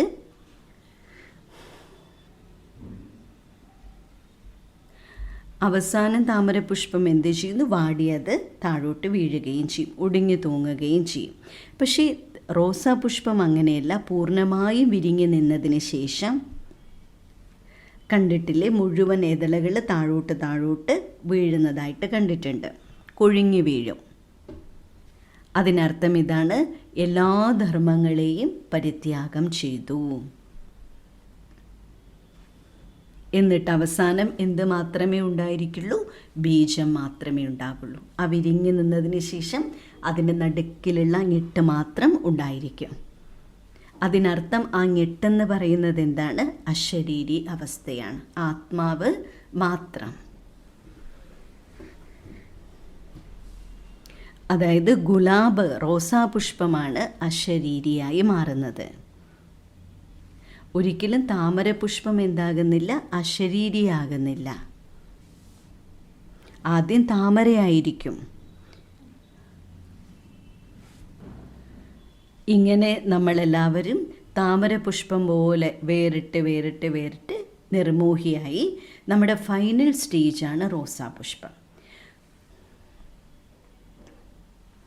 നമുക്ക് നമ്മുടേതായിട്ടുള്ള റെസ്പോൺസിബിലിറ്റികളെല്ലാം നമ്മൾ നിറവേറ്റി നമ്മുടെ കടമകളെല്ലാം നിർവഹിച്ച് ധർമ്മങ്ങളെല്ലാം നമ്മൾ നിറവേറ്റിക്കൊണ്ട് അവസാനം നമ്മൾ റോസാപുഷ്പമാകുന്നു. ഇനി റോസാപുഷ്പമായി കഴിഞ്ഞാൽ റോസാപുഷ്പത്തിനൊരു പൂർണ്ണതയുണ്ട്. ആ പൂർണ്ണതയിൽ എത്തിക്കഴിഞ്ഞാൽ അതിൽ നിന്നും എന്താ സംഭവിക്കുന്നത്? ബാക്കി എല്ലാ ഇതളുകളും കൊഴിഞ്ഞു വീഴുന്നു. അതിനർത്ഥം എല്ലാ ധർമ്മത്തെയും വിടുന്നു. ആദ്യം ധർമ്മത്തെ നിറവേറ്റിയതിന് ശേഷം എന്താണ് ചെയ്തത്? എല്ലാ ധർമ്മങ്ങളെയും വിടുകയും ചെയ്തു. അവസാനം ആ റോസാപുഷ്പത്തിൻ്റെ ഞെട്ട് മാത്രമായിട്ട് നിൽക്കുകയും ചെയ്തു. അതാണ് അശരീരി സ്ഥിതി. ഇതാണ് സമ്പന്നമായിട്ടുള്ള അവസ്ഥ. അപ്പോൾ ആരെയും നിരാശപ്പെടുത്തിയില്ല റോസാപുഷ്പം. വിരിഞ്ഞു നിന്നു, അതിൻ്റെ ഭംഗി എല്ലാവർക്കും നൽകി, അതിൻ്റെ സുഗന്ധം നൽകി, അതിൻ്റെ ഔഷധം നൽകി, എല്ലാം നൽകുകയും ചെയ്തു. എന്നിട്ട് അവസാനം എന്താ ചെയ്തത്? എല്ലാ ഇതളുകളെയും കുഴിച്ചു വിട്ടതിന് ശേഷം അവസാനം ആ ഞെട്ടിൽ മാത്രം നിൽക്കുകയും ചെയ്തു. ഇതിനെയാണ് അശരീരി എന്ന് പറയുന്നത്. നമുക്കും ഇതുപോലെ അശരീരിയായി മാറണം. ഇതാണ് മധുരമായ സൈലൻസ്. അതിനുശേഷമാണ് വരാൻ പോകുന്നത് ഡീപ്പ് സൈലൻസ്. ഇതിനെ എന്താണ് പറയുക? ഡീപ്പ് സൈലൻസിൻ്റെ അർത്ഥം ഇതാണ്. അതിനർത്ഥം അതിൻ്റെ ആഴങ്ങളിലേക്ക് പോവുക, മുഴുകുക. ലോകത്തിലെ എല്ലാ കാര്യങ്ങളിൽ നിന്നും തൻ്റെ മനസ്സിനെ, ബുദ്ധിനെ ഫുള്ള് വിടുക. എന്നിട്ട് ആ ഒരു ഡീപ്പ് സൈലൻസിലേക്ക് മുഴുകുക. അതിനർത്ഥം ഇതാണ് വിദേഹി അവസ്ഥ. ചിലർ ചോദിക്കാറില്ലേ, വിദേഹിയും അശരീരിയും തമ്മിൽ എന്താണ് വ്യത്യാസം? വിദേഹിയും അശരീരിയും തമ്മിൽ എന്താണ് വ്യത്യാസം? വ്യത്യാസമുണ്ടോ? അല്ലേ? തീർച്ചയായിട്ടും. അതോ ശബ്ദത്തിൻ്റെ മാത്രം വ്യത്യാസമാണോ ഉള്ളത്? വിദേഹിയും അശരീരിയും രണ്ടും രണ്ടാണോ? അതോ ഒന്ന് തന്നെയാണോ? എങ്കിൽ വേറെ വേറെയാണെങ്കിൽ ഏത് തരത്തിലാണ് വേറെ വേറെ?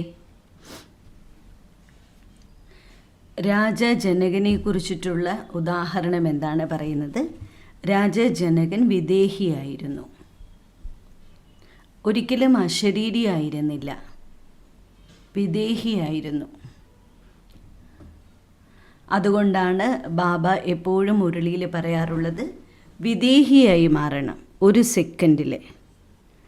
സെക്കൻഡിൽ വിദേഹി സ്ഥിതിയിലേക്ക് ഇരിക്കൂ. എപ്പോഴാണോ സീതാദേവി കാട്ടിലേക്ക് പോയത്,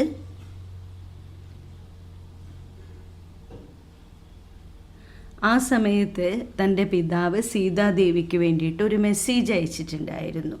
ആ മെസ്സേജ് ഇങ്ങനെയായിരുന്നു: നീ വനത്തിലേക്ക് പോവുകയല്ലേ 14 വർഷത്തേക്ക്, അപ്പോൾ നീ വിദേഹിയായിട്ടിരിക്കണം.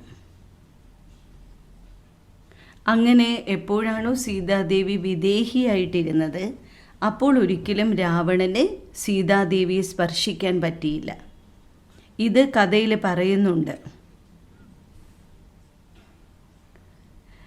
വിദേഹിയായിട്ട് ഇരുന്നതുകൊണ്ട് തന്നെയാണ് സീതാദേവിനെ സ്പർശിക്കാൻ ഒരിക്കലും രാവണന് സാധിക്കാതിരുന്നത്.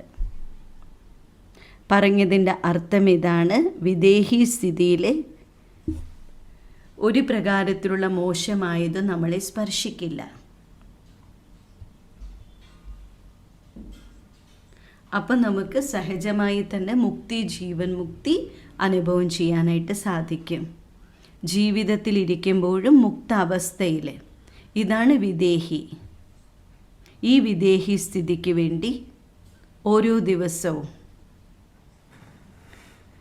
അതിരാവിലെ തന്നെ ബാബ നമുക്ക് അതിനാണ് സ്വമാനങ്ങൾ നൽകുന്നത്. എന്തിനു വേണ്ടിയിട്ടാണ്? ബാബ നമുക്ക് ശരിക്കും വിദേഹിയായി മാറുന്നതിന് വേണ്ടിയിട്ടാണ് സ്വമാനങ്ങൾ നൽകുന്നത്.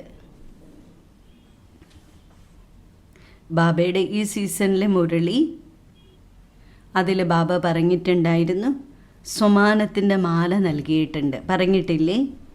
സ്വമാനത്തിൻ്റെ മാല നൽകിയിട്ടുണ്ട്.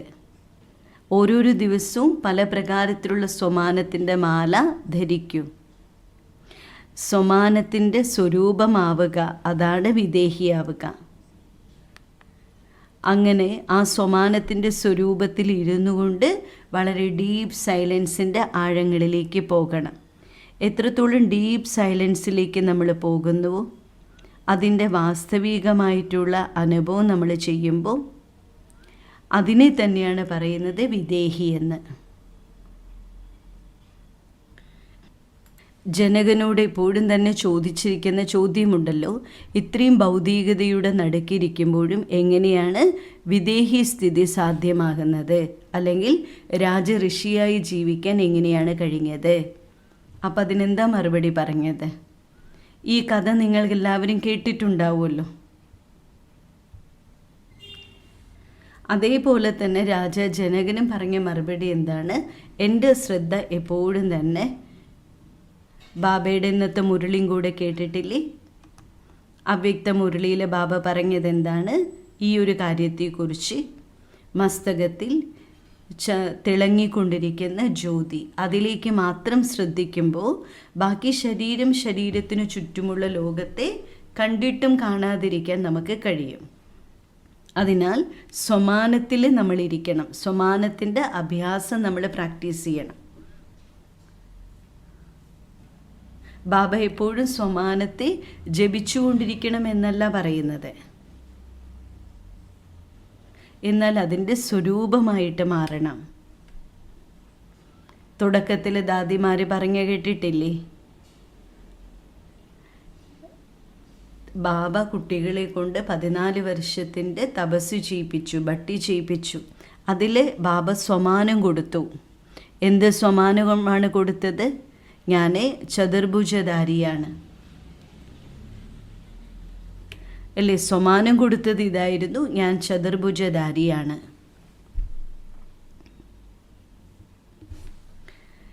എൻ്റെ 2 കൈകൾ സ്ത്രീകളുടെയും 2 കൈകൾ എൻ്റെ പുരുഷൻ്റേതുമാണ്.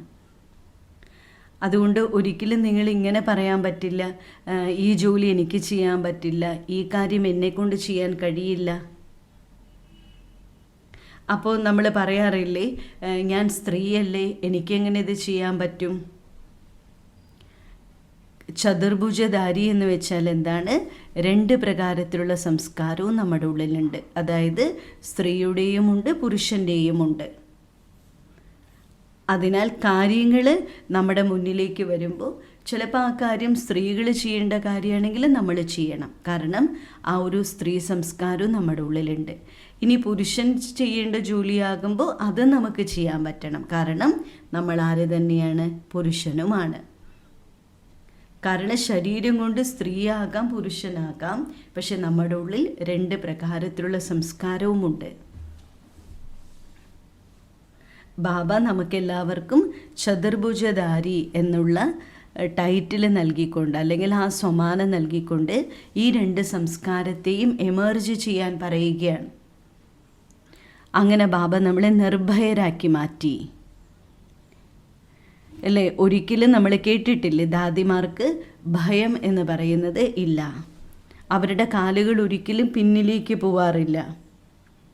നിർമ്മൽ ശാന്ത ദാദിയെക്കുറിച്ച് എന്താ കേട്ടിരിക്കുന്നത്? വലിയ വലിയ ട്രക്ക് ലോറികൾ ഓടിക്കുമായിരുന്നു. അതേപോലെ തന്നെ മെക്കാനിക്ക് പഠിപ്പിക്കുമായിരുന്നു, മെക്കാനിക്ക് ചെയ്യിപ്പിക്കുമായിരുന്നു. വലിയ വലിയ പാത്രങ്ങൾ അത് കഴുകിപ്പിക്കുമായിരുന്നു.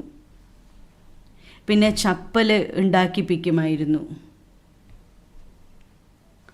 കാരണം ബാബയ്ക്ക് മുന്നിൽ ഒരു കുട്ടിയും ഇങ്ങനെ പറയാൻ പാടില്ലായിരുന്നു, എനിക്കിത് ചെയ്യാൻ പറ്റില്ല. ഇതിനെയാണ് ശരിക്കും ബാബ പറയുന്നത് എന്താണ്?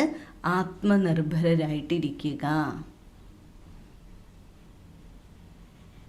ഇതിനെയാണ് ആത്മാഭിമാനി സ്ഥിതി എന്നും, അതേപോലെ തന്നെ നമ്മൾ ആത്മാക്കൾ മറ്റുള്ളവരെ ഡിപ്പെൻഡ് ചെയ്യാതിരിക്കുക, അവരുടെ സ്വാധീനത്തിലേക്ക് വരാതിരിക്കുകയും വേണം, ഒരാളെയും ഡിപ്പെൻഡ് ചെയ്യാതിരിക്കുക. അതിനെയാണ് ബാബ എപ്പോഴും പറയുന്നത് ആത്മാഭിമാനി സ്ഥിതി അല്ലെങ്കിൽ ആത്മനിർഭരത. ഒരാളില്ലെങ്കിൽ എൻ്റെ കാര്യങ്ങൾ നടന്നു പോകില്ല, അങ്ങനെ ചിന്തിക്കരുത്. പകരം ഞാൻ ചതുർഭുജനാണ്.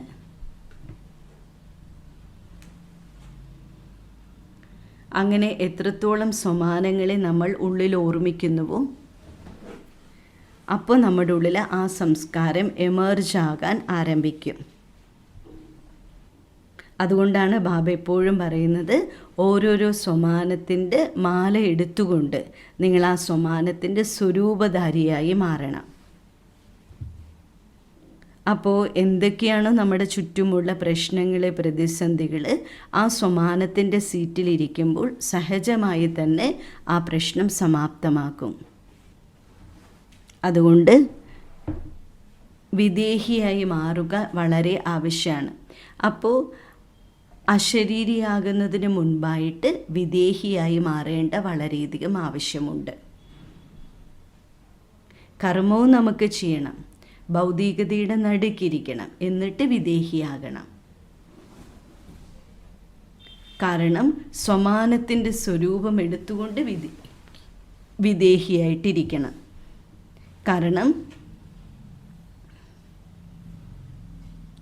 ദേഹി അഭിമാനി സ്ഥിതി എന്ന് വെച്ചാൽ എന്താകുന്നു? ആത്മാവിലെ 7 ഗുണങ്ങളുടെയും സ്വരൂപത്തെ ധരിക്കുക. ഇനി വിദേഹി അവസ്ഥ എന്ന് വെച്ചാൽ എന്താണ്? ഏതെങ്കിലും ഒരു സ്വമാനത്തെ ധരിച്ചുകൊണ്ട്, ധാരണ ചെയ്തുകൊണ്ട് ആ സ്വമാനത്തിലൂടെ കിട്ടുന്ന പോസിറ്റീവായിട്ടുള്ള എനർജിയുടെ ഫ്ലോ 4 വശത്തേക്കും പരത്തുക. അങ്ങനെ നമുക്ക് ജീവൻ മുക്തസ്ഥിതി, ഏത് ആളുകളുടെയും ആധാരത്തിലേക്ക് നമ്മൾ വരരുത്. ഇവരില്ലെങ്കിൽ എനിക്ക് ആ കാര്യം നടക്കില്ല, അവരില്ലെങ്കിൽ എനിക്ക് ഈ കാര്യം നടക്കില്ല. എല്ലാം ആരുമില്ലാതെ തന്നെ നമുക്ക് കാര്യങ്ങൾ നടത്താൻ പറ്റും. നാളെ അവർ ശരീരം വിട്ടുപോയാൽ എന്ത് ചെയ്യും? അല്ലേ, കൊറോണ സമയത്ത് എത്ര പേര് പോയി? ഒന്നാലോചിച്ച് നോക്കൂ. എത്രയോ മക്കൾക്ക് അച്ഛനമ്മമാരില്ലാതായില്ലേ? പക്ഷെ അവർ പോയതിന് ശേഷം അവരുടെ കാര്യങ്ങൾ നടക്കുന്നില്ലേ? അല്ലേ, നടക്കുന്നുണ്ടോ ഇല്ലയോ? നടക്കുന്നുണ്ട്.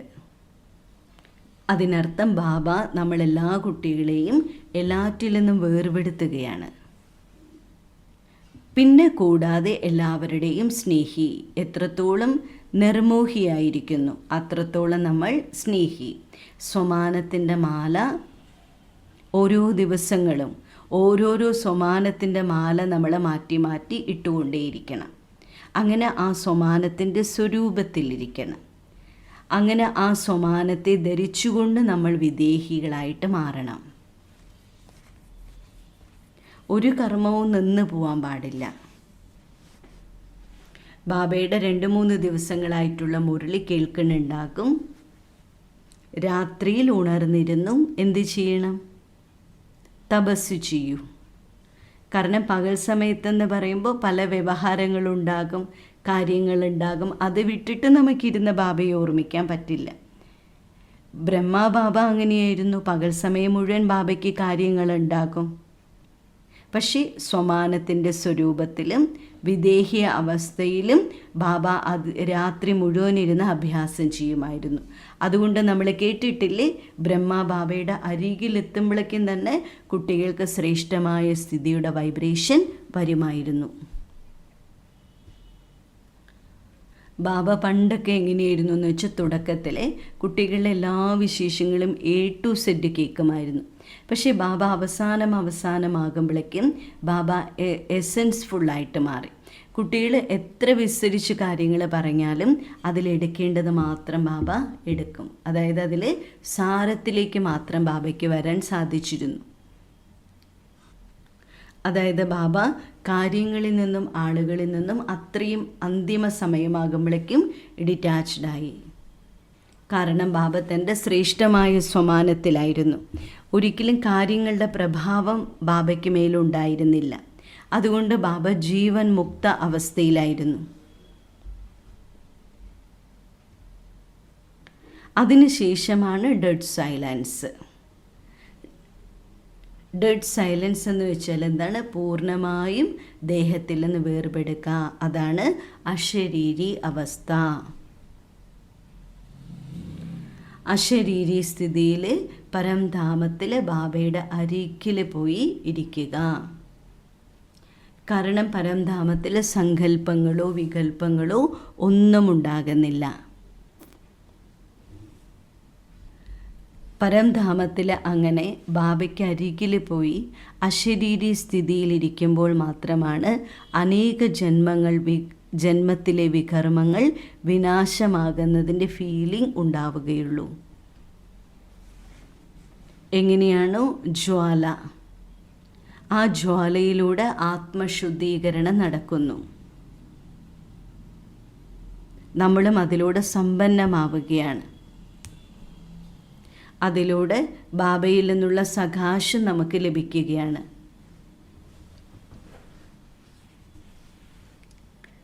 എത്രത്തോളം നമ്മളിൽ നിറവുണ്ടാകുന്നു, അങ്ങനെ ഓരോരോ ഗുണങ്ങളുടെയും ശക്തികൾ നിറച്ച് ആ നിറവ് നമ്മളെ സമ്പന്നരാക്കി മാറ്റും. അതാണ് അശരീരി സ്ഥിതി. അവിടെ യാതൊരു സങ്കല്പങ്ങളുമില്ല, ആഗ്രഹങ്ങളുടെ കാര്യങ്ങളില്ല, എല്ലാറ്റിൽ നിന്നും ഫുള്ളായിട്ട് ഡിറ്റാച്ച്ഡ്. അതായത് ബീജസ്വരൂപം എന്ന് പറഞ്ഞാൽ സമ്പന്നതയുടെ അടയാളമാണ്. എങ്ങനെയാണ് ഒരു ബീജത്തിൽ മുഴുവൻ വൃക്ഷവും അടങ്ങിയിട്ടുണ്ട്. നമുക്കും ആ സമ്പന്നതയുടെ അനുഭവം ചെയ്യണം. പക്ഷേ ശരീരത്തിൽ നിന്ന് നമ്മൾ വളരെ ഡിറ്റാച്ച്ഡ് ആക്കണം. ബാബ എപ്പോഴും പറയുന്ന കേട്ടിട്ടില്ലേ, നിങ്ങൾ നടക്കുമ്പോൾ ഭൂമിക്ക് പോലും ബുദ്ധിമുട്ടുണ്ടാകരുത്. എങ്ങനെയാണോ കാറ്റുകൾ നീങ്ങിപ്പോകുന്നത് അല്ലെങ്കിൽ മേഘങ്ങൾ നീങ്ങിപ്പോകുന്നത്, അതുപോലെയായിരിക്കണം നമ്മുടെ നടത്തം എന്ന് പറയുന്നത് പോലും. ആളുകൾക്കും അതാണ് ഫീൽ ചെയ്യേണ്ടത്. അതായത് ഭൂമിക്ക് പോലും ബുദ്ധിമുട്ട് കിടക്കരുത്. ചിലപ്പോൾ ചില ആളുകളൊക്കെ നടക്കണ കേട്ടിട്ടില്ലേ, അവരുടെ കാലിൻ്റെ ശബ്ദം അടിച്ചടിച്ച് ശബ്ദമുണ്ടാക്കും. ശബ്ദമുണ്ടാക്കിയിട്ട് അപ്പം നോക്കണം, കുലുങ്ങി നമ്മൾ നടക്കുമ്പോൾ ഭൂമിക്ക് പോലും നമ്മൾ എത്ര കഷ്ടമാണ് കൊടുക്കുന്നത്. നമ്മൾ ഭാരരഹിതമായിരിക്കണം. ഞാൻ ഒരിക്കലോ മറ്റേ നമ്മുടെ ബ്രിജ് മോഹൻ ഭായിയുമായിട്ട് ജ്ഞാനത്തിൻ്റെ ചിറ്റ്ചാറ്റ് ചെയ്യുകയായിരുന്നു. ബ്രദർ വളരെ നല്ലൊരു കാര്യം പറഞ്ഞു. ബ്രാഹ്മണരുടെ പാർട്ട് പൂർത്തിയായി. വളരെ ശ്രദ്ധിക്കേണ്ട ഒരു കാര്യം, ബ്രാഹ്മണരുടെ പാർട്ട് പൂർത്തിയായി. അപ്പം ഞാൻ ചോദിച്ചു, അതെങ്ങനെ? ബ്രാഹ്മണർ എന്ന് പറഞ്ഞാൽ എന്താണ്? പഠിക്കുന്നവരാണ്. ഇപ്പം ജ്ഞാനത്തിൻ്റെ പാർട്ട് സമാപ്തമായി. പറയുന്നത് ഇങ്ങനെയാണല്ലോ, ബ്രാഹ്മൺസോ ഫരിസ്ത, ഫരിസ്താസോ ദേവത എന്നല്ലേ. ഇപ്പോൾ ഫരിസ്തയായിട്ടിരിക്കേണ്ട പാർട്ടാണ്. ഇവിടെയാണ് ഫരിസ്തയാകേണ്ടത്, അല്ലാതെ മുകളിൽ പോയിട്ടല്ല. ബ്രാഹ്മണർക്ക് വേണ്ടിയിട്ടുള്ള ശിക്ഷണങ്ങളെല്ലാം ബാബ തന്നു, അതൊക്കെ നമ്മളെടുത്തു. ആ ബ്രാഹ്മണരുടെ അന്തിമ സ്വരൂപമാണ് എന്തെന്ന് പറഞ്ഞാൽ, ബ്രാഹ്മണരുടെ പഠിപ്പിൻ്റെ സ്വരൂപമാണ് ഫരിസ്ത എന്ന് പറയുന്നത്. ഫരിസ്തയായിട്ടിരിക്കേണ്ട സമയമാണിത്. ഫരിസ്ത എന്ന് വെച്ചാൽ എന്താണ്? വളരെ ലൈറ്റ്, എല്ലാ കാര്യങ്ങളിലും ലൈറ്റ്. ഇനി വേറൊരു ശബ്ദം അതിനെക്കുറിച്ച് പറയാം, എല്ലാ കാര്യങ്ങളിലും ബിന്ദു ഇടുക. ആരെന്ത് പറഞ്ഞാലും കഴിഞ്ഞു, അതിൽ നമ്മൾ ബിന്ദു ഇടുന്നു. അശരീരിയാവുക.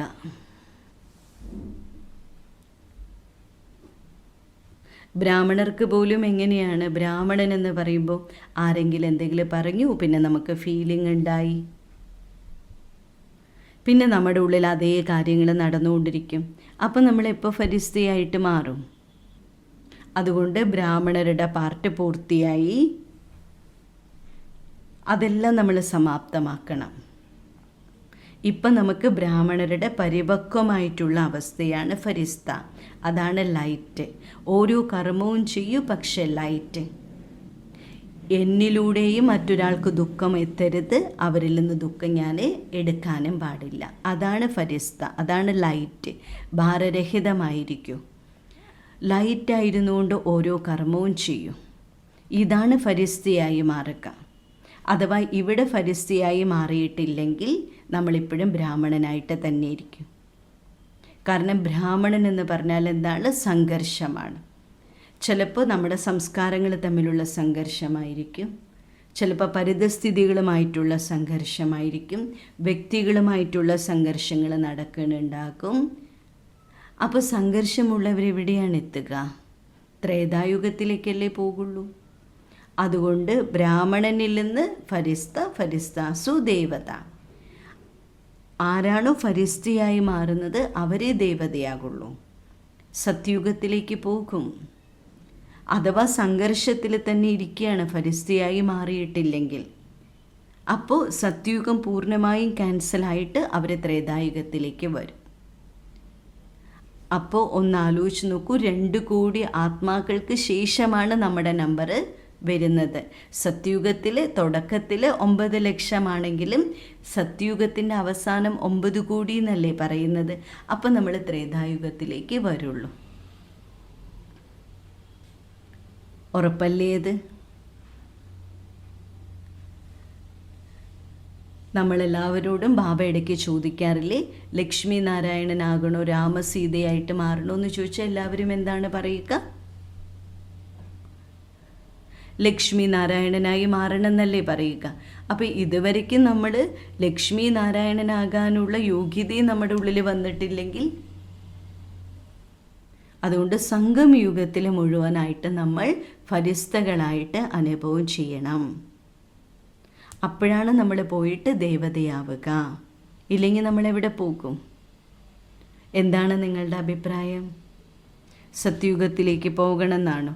അപ്പോൾ എന്ത് ചെയ്യണം? നിങ്ങൾക്ക് ലൈറ്റായിരിക്കണം. ഓരോ കർമ്മം ചെയ്യുമ്പോഴും നിങ്ങളുടെ സ്ഥിതി വളരെ ലൈറ്റായിരിക്കണം. ഇന്നത്തെ വരദാനം എന്തായിരുന്നു? അല്ലെ, നോളേജിലൂടെ നമ്മൾ ലൈറ്റ് സ്വരൂപമായിട്ട് മാറണം. ഒരു കാര്യവും നമ്മളെ ബാധിക്കാനായിട്ട് പാടില്ല. ബാധിക്കുമോ? അഥവാ ബാധിക്കുകയാണെങ്കിൽ എന്താ സംഭവിക്കുക? നമുക്ക് എവിടേക്കാണ് പോകേണ്ടതെന്ന് അറിഞ്ഞിരിക്കണം. അഥവാ നമ്മുടെ സ്വഭാവ സംസ്കാരത്തിൽ ഫീലിങ്ങിൻ്റെ രോഗമുണ്ടെങ്കിൽ നമ്മൾ എവിടെയാണ് എത്തുക? അതുകൊണ്ട് നമുക്ക് എവിടേക്കാണ് പോകേണ്ടത്? സത്യുഗത്തിലേക്ക് പോകണമെങ്കിൽ ഫീലിങ്ങുകളെ നമ്മൾ വിട്ടല്ലേ പറ്റുള്ളൂ. എന്നെ അവരങ്ങനെ പറഞ്ഞു, എന്നെ ഇവരിങ്ങനെ ചെയ്തു, അല്ലെങ്കിൽ ഇവരെന്നെ അങ്ങനെ കാണിച്ചു, ഈ ഫീലിങ്ങുകളിൽ നിന്നെല്ലാം നമ്മൾ മുക്തമാകണം, വിടണം. അപ്പോഴാണ് നമുക്ക് സത്യുഗത്തിലേക്ക് പോകാൻ പറ്റുള്ളൂ. ഇല്ലെങ്കിൽ നമുക്ക് പോകാൻ കഴിയില്ല. അതിനാൽ ഫൈനലാക്കൂ, എനിക്ക് എവിടേക്കാണ് പോകേണ്ടത്. അതിനാൽ നമ്മൾ നമ്മുടെ സംസ്കാരങ്ങളുമായിട്ട് എല്ലാവരുമായിട്ട് മിങ്കിളാകൂ. ഓം ശാന്തി.